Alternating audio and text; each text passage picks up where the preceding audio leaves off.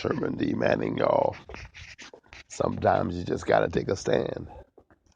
Either you stand up or you fall down. Somebody said that if a man hasn't found something worth dying for, he's unfit to live.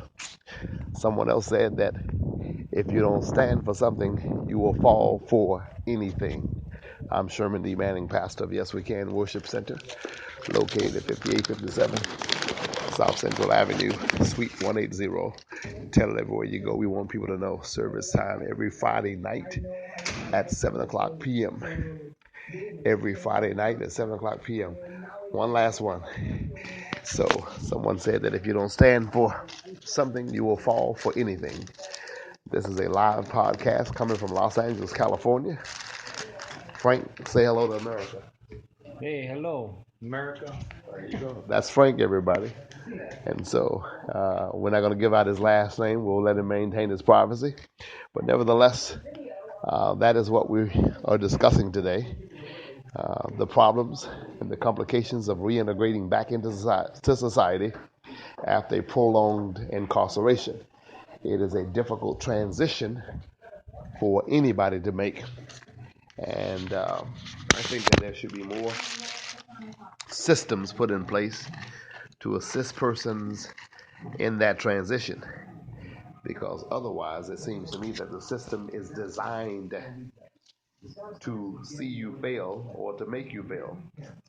Or perhaps someone is sitting back in the background who will lose no sleep if you fail. And so that is the thing that has been piquing my interest of late. And now we have Mr. Goodrum, who's here also. Say hello to America. That's a podcast, live. Hello, America. Okay. All right. He sounds a little different from Frank. They look a little bit different. They could be twin brothers, only James is a little bit heavier than Frank. But nevertheless, as we were saying, absolutely. Well, James is wearing a patch today. He's had a cataract surgery.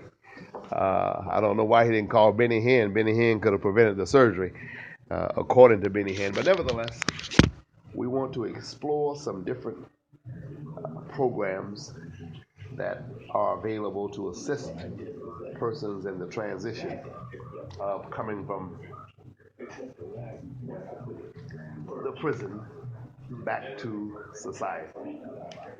I think it is a necessary topic, and I'm sure that your president won't have very much to say about anything like that. Nevertheless, it's something that we should be concerned about, and it's something that we should think about. It's something that we should deal with. And it's something that I'm very interested in. Reintegration back into society. It must be talked about here. It must be dealt with. Now, taking a quick break, to my recollection, if I'm not mistaken, I think Frank is looking for a woman, America. And I know a lot of my listeners are in San Jose.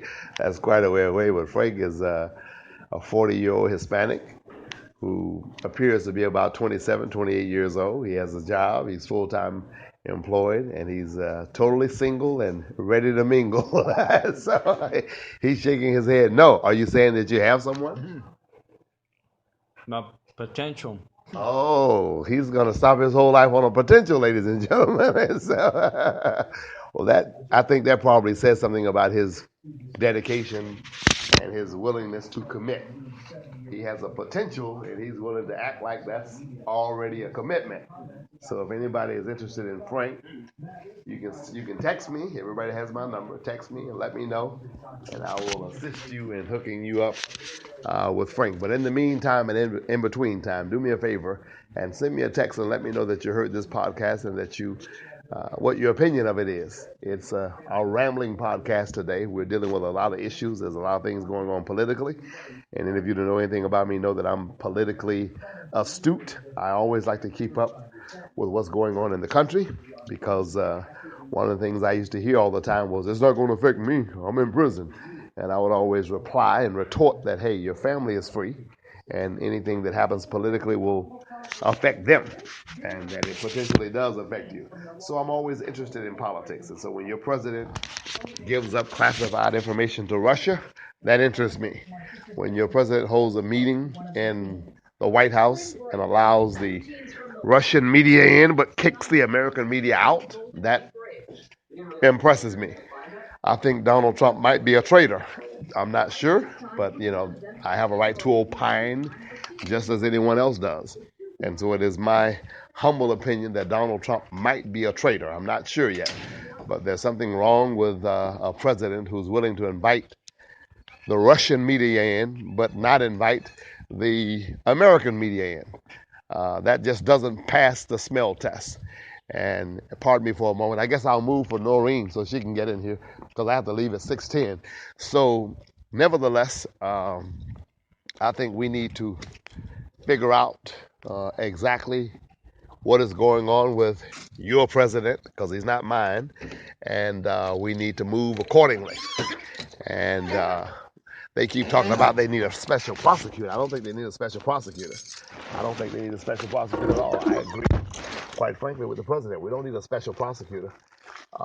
What I think we need is an impeachment task force. Okay? We need to begin to proceed toward impeachment. This president, in my humble opinion, has committed impeachable offenses. He's a traitor. And he needs to go. And he needs to go with deliberate speed.